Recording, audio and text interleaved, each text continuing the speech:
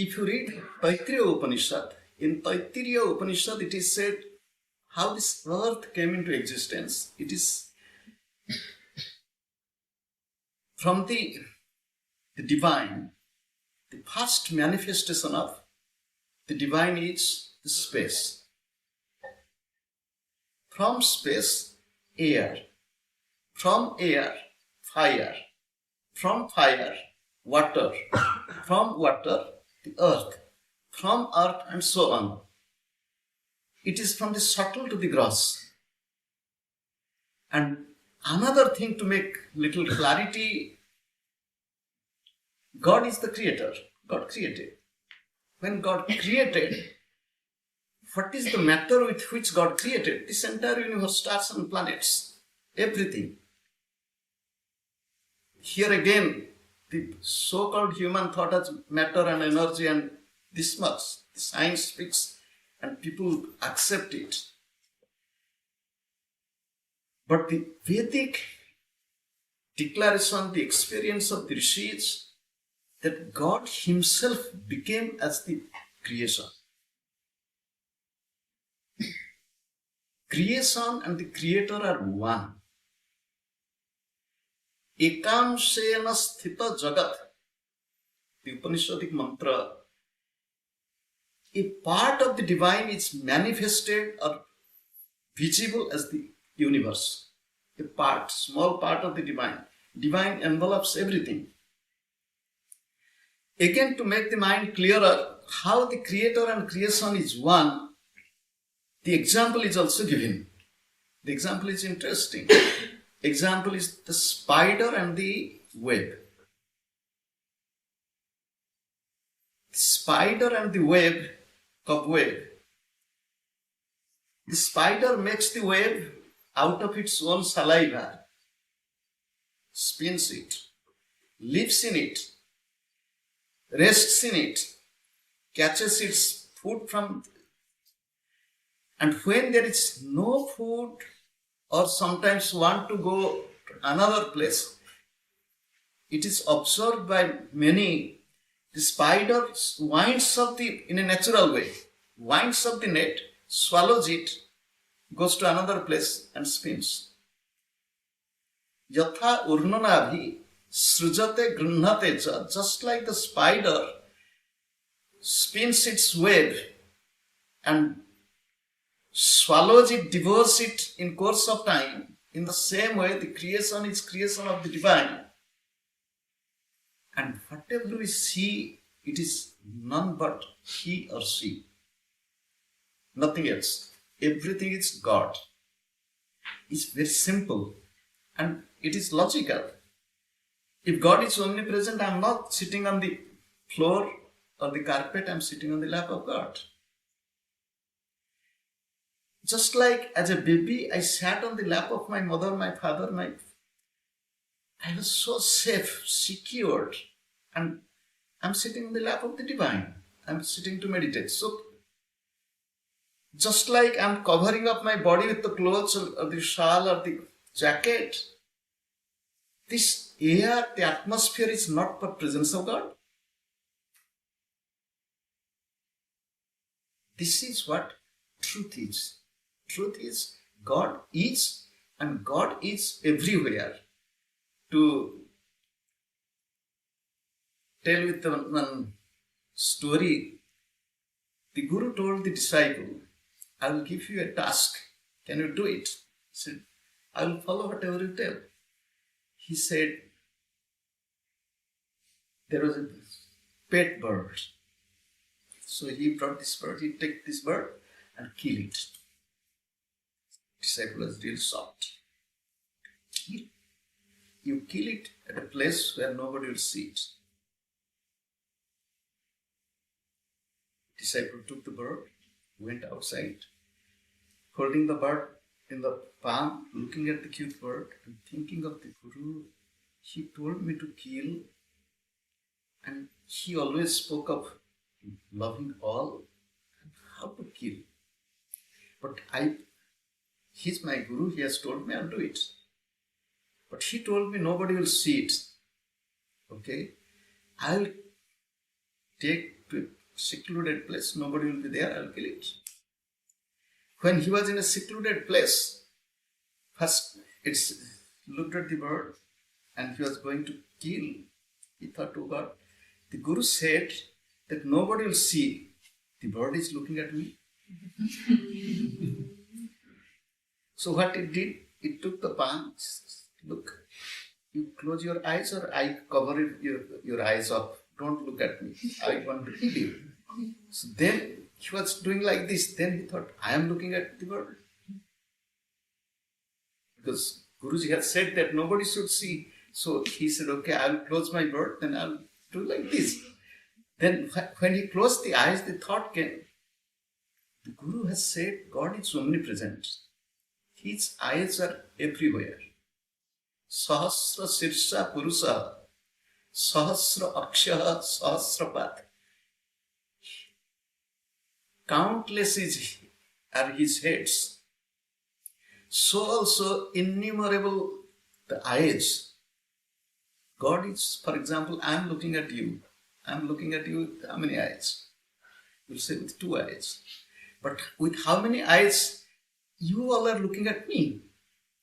In the same way, God is looking at each one of us with millions and millions of eyes and invisible eye. God's omnipresence, His eyes everywhere. Many times we think in the closed room, nobody is there. If I do this,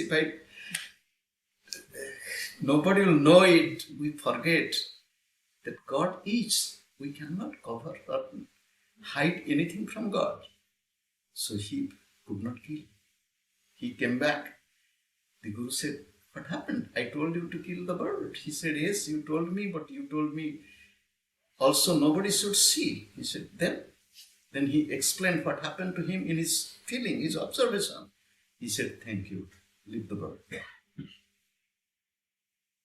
I wanted this experience, this understanding in you that God is everywhere. Very simple question to all of us. We listen to talks, we read the books, and we love God. But where is He? If I want to love Him, I should know where is He. Where is He? How can I love? If God is everywhere, in all, I must love all. I can't tell that I don't like.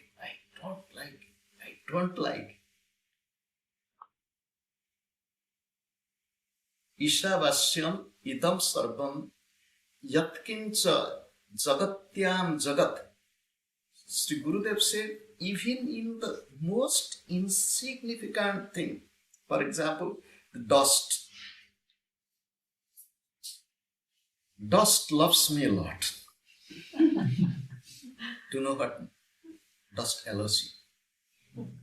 I have nice dust allergy. With very little dust, I start sneezing. And then then this body is also made of dust. I don't know how many of you have gone to funeral, even in the Christian tradition, when little soil is put and it is said from dust to dust. The body is made of dust. It goes back to dust. Still then this body, although made of dust, I don't have good relationship with dust. It causes allergy to me, for example, but I love this body made of dust. This body we love. It is not because of body, it is because of breath. If there will be no breath, that means a dead body. How long you will hold the dead body and tell, I love you, I love you, I love you? The dead body will decompose. The same body which is so beautiful will decompose, will rot, will smell bad, and so on. the same body. But we love this body because there is life in the body, breath in body, consciousness in body. I love. Ishavasyam idam sarvam yatkincha jagatyam jagat. Everywhere is God's presence. We have to live with this knowledge, not just listening, not just intellectualizing, but also in practicing. So the practice first starts, as I told you, in the meditation. When you sit for meditation, sit with the feeling, I'm not sitting on the floor, I'm sitting in the lap of God. I'm not sitting alone, just like the child on the mother's lap. I'm sitting with God, God's lap. God is watching, God is looking at me. For example, you have meditation altar. For example, you have picture of the masters. Then you are not sitting alone, they are looking at you. I will tell one story, not story, real. It happened in South America. I was in one South American country. I was taken to a program in a school, one international school. I talked to the children. One child went to her home and told the mother that there was one Swami came from India and he was talking something. And the mother became curious and wanted to know who, what, and then came to know it was from Kriya Yoga. And there was a public lecture.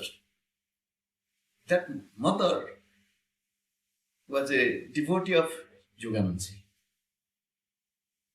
already. So, but they came to the lecture. So after the lecture they went back.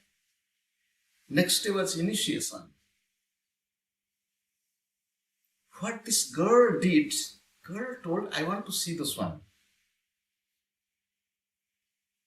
And told her mother, I want to see him. I want to see him. School girl.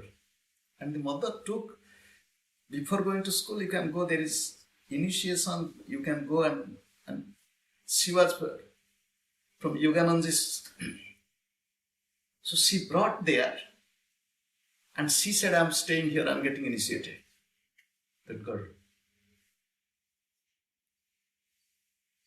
The girl got initiated.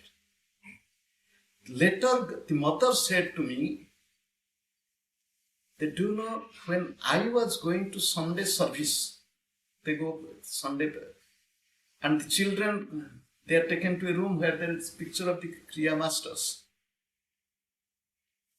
That little girl, as a little girl of few years old, looking at the picture, she would tell the mother, they are looking at me, they are smiling at me, they are talking to me. The child is telling, you can tell it is her fantasy, her imagination. But if you become a child and think, the child is telling, they are looking at me, smiling at me, they are talking to me. The mother stopped taking her when she was small to all this, thinking that something wrong will happen to him, her. Coming back to our discussion, when you are sitting to meditate, can you ever think that they are looking at me at my meditation? So I am meditating in their presence. If I am meditating in the presence of the Gurus, in presence of God, how quiet I should be. Somebody asked me yesterday in public lecture that how to quiet the mind in silence. If we accept this, God is omnipresent. I am sitting on lap of God. God is looking at me. Gurus are looking at me. I am meditating. Yes, my meditation is imperfect. Doesn't matter. The child speaks, in childlike language, unclear, not fluent. And parents love it. They want to hear tata, papa, whatever the baby is talking. Similarly, God loves our little meditation, even if it is not so great, so good. But that feeling is needed. Am I sitting and practicing in that feeling that God is with me? Just to think. If we practice with this feeling, this attitude in our meditation, in our prayer, our meditation will be completely different. Practice. From today, try to practice with this feeling. It is not the floor, it is his lap. Again, there is nothing matter. Matter is, science is telling, matter is energy, energy is matter. Interconvertible. And I am God's child. God is my father, God is my mother. I belong to God, God belongs to me. So then the Rishi is telling, you live in the world and live the life of enjoyment. And we all want to live the life of enjoyment. Nobody tells, live the life of... No, we have to. This body is made of 5 elements. Element, again, it is appearing element, but it is God. But inputs. Our analytical way, 5 elements. And the body needs 5 elements.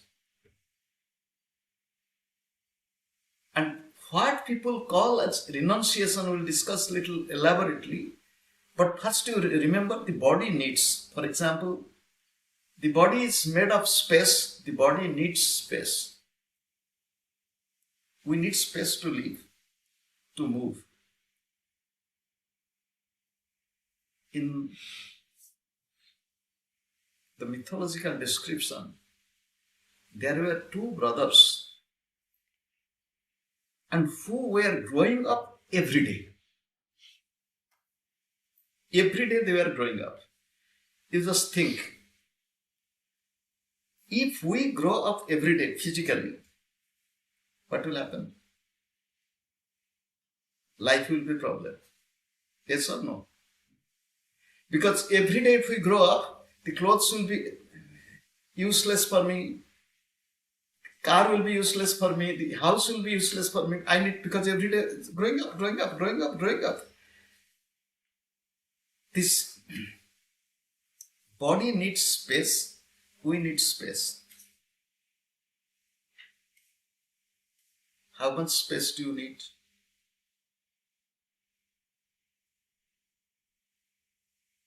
Just think. Stop here. Body is made of air. We need air, breath. Body is made of air. We need air. Body is made of fire. We need fire. You'll say, what fire? Look, the fire is the temperature maintained in the body. To maintain that fire in the body, we put on clothes, cover up the body. Fire is not that just burning flame. Fire element. Body needs fire. The food is converted into energy. It's also fire. Body is made of water. We need water. We need water. For inside body, we need water, few liters. I don't know how much water do you drink. Wherever I go, I first ask, where is the water? I ask. Because when I stay myself alone in the room, and if I don't know where is water and at least drinking water, I'll be knocking your door now and then. I need water. Water for body we drink, and how much water do we need for our other use? We need water. To brush the teeth, to rinse the mouth, to wash the body, to wash the clothes, and so on. We need water to cook food, to clean plates, and everything we need. Body is made of water, body needs water. Body is made of earth. Body needs earth. Okay. I love food. I love food. I love food. Do not others love me as food. You see what? Others also love us as food. Yes. Do you know? Have you ever seen carnivorous animal looking at us?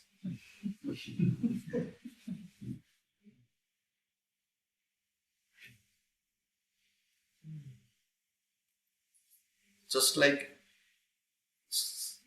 grass or leaves or fruits or vegetable is our food. Similarly, we are also food of some animals. They also, the vultures, the jackals, the tiger, the lion, and wolf, and so on. This body is their food also. We have to live. We have to live a life of enjoyment. Swamiji, yes, we understand, we love. A child loves the companion. The baby loves the companion. Baby loves the companion of the mother, but mother loves to work. And although mother loves the companion of the baby, wants to keep the baby away from her for some time, be here and to cook. Child is crying, the mother is giving a toy or something. The baby wants to be with the mother and to suck mother's milk. And mother wants to work and puts in the mouth just to trick the baby, as if the baby is having the mother's, and the baby is sucking the pacifier, whatever you say. And baby loves the mother, but mother has to do 1,000 works. What mother would do. But when really baby wants, the baby would stop, everything would cry. At that time the mother would run. This entire creation is like that. Do you know? God is the mother. We are the babies. What God has done, God as the mother has created many types of toys. Yesterday I got a toy. You will tell which toy you got. I got a book. The book is a toy. I got a toy.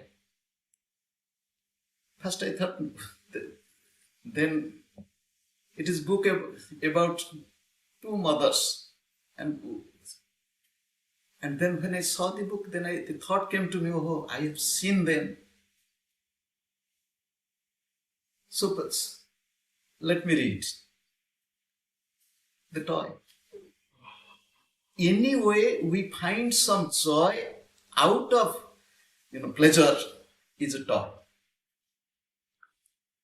A boyfriend, a girlfriend, wife and husband, child and parents, and reader and the book, and even in the religious play.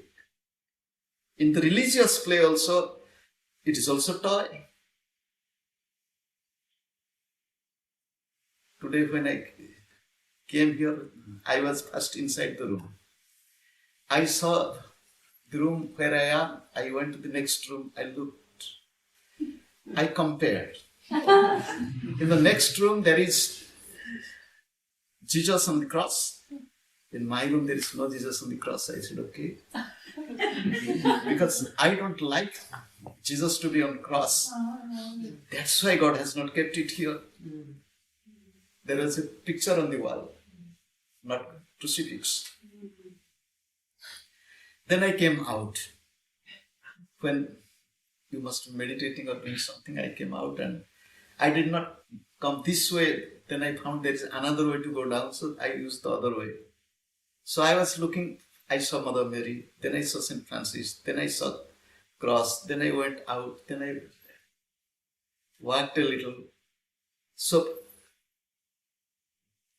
this place is a toy, like a dollhouse. It is God's house, no problem. It's also for the child. We all are children. Everything is. When the child is growing up, the doll or the toy which was so dear to the child, holding the toy, the child was sleeping. And now the child is in school and you tell that, hold the toy, take your toy. I don't like it. Now this attraction changed. The play changed from the toys to the books. So books became more fascinating to the boy or the girl. So the toy is changing. So tena tirtena bhunjitha, live in the world and live the life of enjoyment, but with the attitude of renunciation. What is the attitude of renunciation? It doesn't belong to me.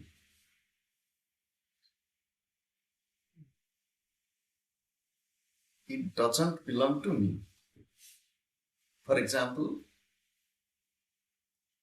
we are here. Now I have got a room. Okay. So that room is mine. Now that bed is mine. That table is mine. And anything in the room is mine. But for how long? Till the retreat ends. Once the retreat ends, I can't claim that this is the attitude. Tena tektena bhunjitha. So long as the retreat, it is mine. Once it is over, I have to leave it. I will not think, oh, the place was so beautiful. Because now I am in, suppose, Partha Baba's home after the retreat.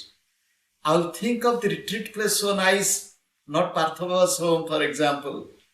Or I will tell Partha Baba's home is nice, but I have to leave it. The next day is my flight. I have to leave. New Zealand is beautiful. You can't stay in New Zealand longer. You have to go. Tena tyaktena bhunjitha. Leave with the understanding that this is not permanent. It is changing. I have to live with this acceptance of truth. Nothing belongs to me. I only belong to God and God belongs to me. Except that, nothing belongs to me. But don't tell this to anybody. It is for your own personal life. Don't tell your wife that you don't belong to me, I don't belong to you. We belong to each other. Love your husband as the image of God. Love your wife as the image of God. Love your children as the image of God. Again, inwardly knowing it is gift of God and nothing is permanent.